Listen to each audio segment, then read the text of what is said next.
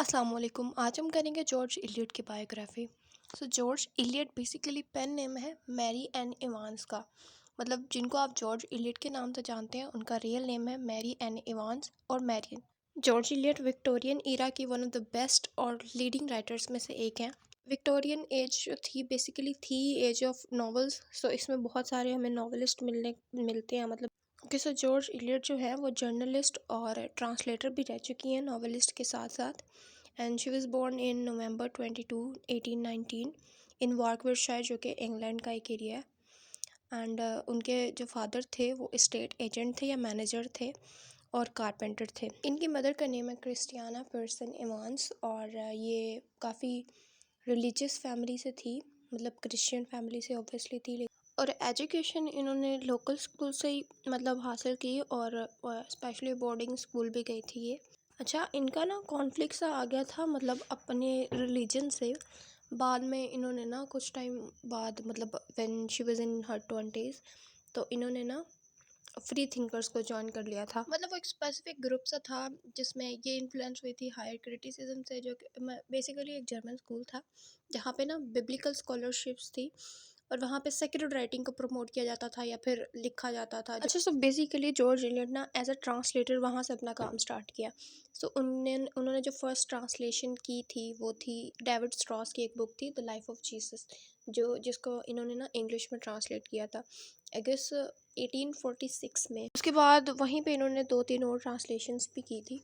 And then 1851 में Evans ने as a editor काम स्टार्ट किया।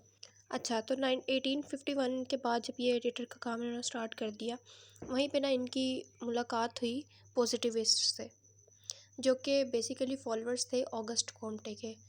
You must be aware of August Comte, वो फ्रेंच फ़िलासफ़र थे। अच्छा, उसी पीरियड में ना इनकी मुलाकात हुई जॉर्ज हेनरी लीविस से।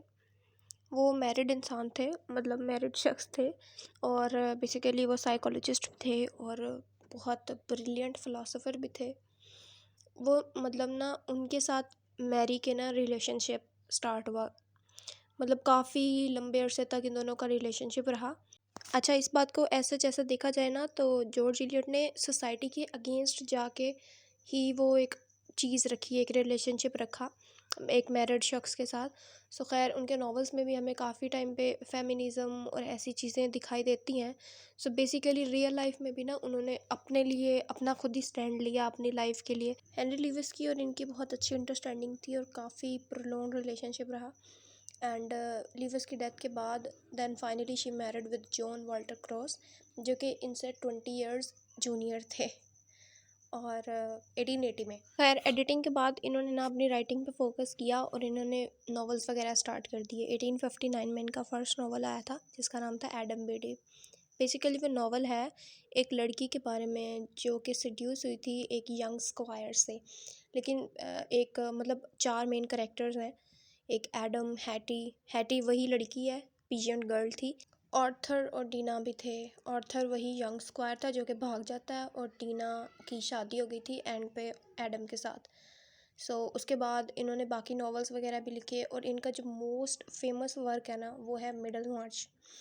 इसके अलावा उनका सेकंड नॉवल था the mill on the floss, 1860 में लिखा गया था, जो कि बेसिकली एक स्टोरी थी बहन भाई की। मैगी टू लीवर जो है वो प्रोटैगनिस्ट होती है और उसके भाई का नाम होता है टॉम। और इन दोनों बहन भाई की स्टोरी है। मतलब कहा जाता है कि जो जॉर्ज इलियट है इन्होंने अपनी एक्सपीरियंस से ये लिखी। मतलब इनके अपने भाई इसाक के साथ जो रिलेशनशिप्स थे या कॉन्फ्लिक्ट्स थे जो भी था वो इन्होंने नॉवल में भी दिखाया है। उसके बाद से लास्ट मार्नर भी, मिडल मार्च भी, डैनियल भी, मतलब बहुत सारे इनके नॉवेल्स हैं जो मतलब मेन यही 7 ही हैं जो ज़्यादा पॉपुलर है। अच्छा, तो अब इनके लिटरेरी कंट्रीब्यूशंस देख लेते हैं। मतलब इन्होंने नॉवेल्स में क्या लिखा है क्या नहीं।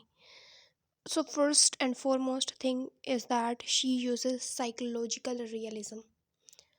मतलब एक करेक्टर है और उसको बाहर उसकी सोसाइटी सब कुछ तो एक्सप्लेन किया लेकिन उसके अंदर का कॉन्फ्लिक्ट जो चल रहा है वो भी उन्होंने दिखाया हुआ है। और ये बहुत बहुत ही एक रेयर चीज़ है और ये एक यूनिक है इनके नॉवेल्स के बारे में। इन्होंने ना अपने नॉवेल्स में बहुत ज़्यादा फेमिनिज़म को भी डिस्कस किया हुआ है, सोशल क्लास को भी, कल्चर को भी। मतलब इन्होंने कॉमन लाइफ को ज़्यादा मतलब एक्सप्लेन किया हुआ है अपने नॉवेल्स में। और इसके अलावा सोशल कमेंट्री भी इन्होंने बहुत इंट्रोड्यूस कराई हुई है। और अब बात करते हैं कि इन्होंने अपना पेन नेम क्यों चूज़ किया। सो विक्टोरियन इरा में ना पैट्रियार्कल सोसाइटी थी, यही इनके नॉवेल्स में भी बात आ रही होती है। सो जो मेल डोमिनेंट कंट्री होती है वहाँ पे अक्सर ऐसा होता है कि जो फीमेल अवाम होती है वो रह जाती है। तो बेसिकली विक्टोरियन ईरा में और भी नॉवलिस्ट थी जिन्होंने अपना नाम ओरिजिनल यूज़ किया हुआ था, लेकिन उनको ना सिर्फ एक स्पेसिफिक नुक्ता नज़र था या निगाह से उसी से देखा जाता था। सो पहली चीज़ तो ये उससे बचना चाहती थी कि एक रोमांस वाली चीज़ ना देखी जाए। इन्होंने मेल नेम यूज़ किया क्योंकि ये चाहते थे कि इनके काम को ज़्यादा पॉपुलैरिटी मिले, लोग सोचें, एक अलग नुक्ता नज़र से देखें। ज़रूरी नहीं कि, क्योंकि उस दौर में जो ख़वातीन के नॉवेल्स थे उनको ऐसे ही देखा जाता था, हाँ रोमांस होगा, स्टोरी होगी, ये होगा वो होगा। अच्छा, so it is also famous कि ये ना फर्स्ट मॉडर्न नॉवलिस्ट थी। वो ऐसे है कि इन्होंने ना एक फाउंडेशन से बना दी, जैसे मार्लो ने शेक्सपियर के लिए फाउंडेशन बना दी थी, इन्होंने एक बेस ही प्रिपेयर कर दी अगले मॉडर्न नॉवलिस्ट के लिए। एंड देन 1880 में इनकी किडनी डिसीज़ की वजह से डेथ हो गई 22 दिसंबर को, मतलब लंदन में ही।